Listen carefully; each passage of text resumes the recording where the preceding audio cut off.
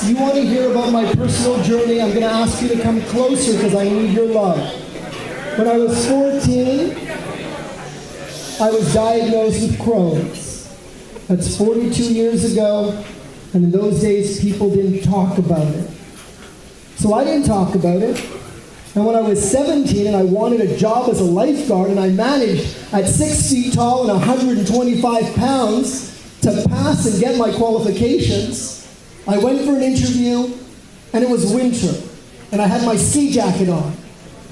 And I remember Bobby Luxembourg was interviewing me, and he said, "Take your jacket off." And I said, "No, it's fine."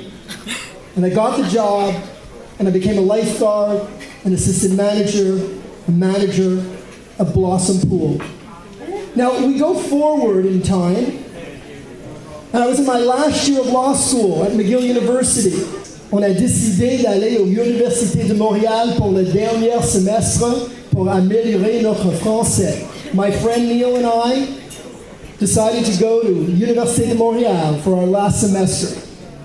Well, I went to the first lecture of each one of those classes, and then I got obstructed. I ended up being in the hospital for 7 weeks. I had surgery, home for 5 more, missed the entire semester. So I had a decision to make. Do I blow it?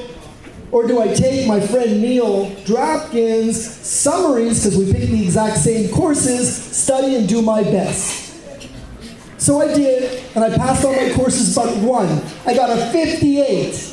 And I said to myself, 58? I passed everything but this. I got to see the professor and tell him my story. So I went to the school, he wasn't there. I looked in the white pages, I found out he lived at the Rock Hill Apartments. So I went and I got in that building, went up to his apartment, knocked on his door, he wasn't there. Left him a note under the door telling him my story. Now you got 10% for participation in that class. And I was at the first class. So he read my story, obviously, because a new transcript came in 3 weeks later, and I got the 60, and I graduated with my friends. Now, the story is no, it wouldn't have been the end of the world if I missed a semester. But I want you to know that I have 2 main philosophies in life. One is the song. I get knocked down, I get up again, there's nothing going to get me down.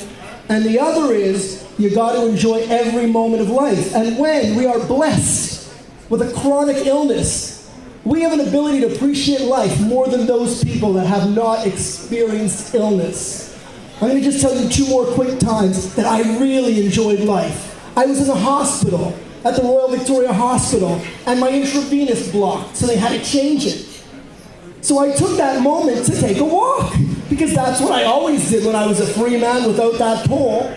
And there was a swimming pool for the staff, and I sat there for 15 minutes, and I remember those 15 minutes at that pool as heaven, looking at the sky and the clouds. It was just heaven.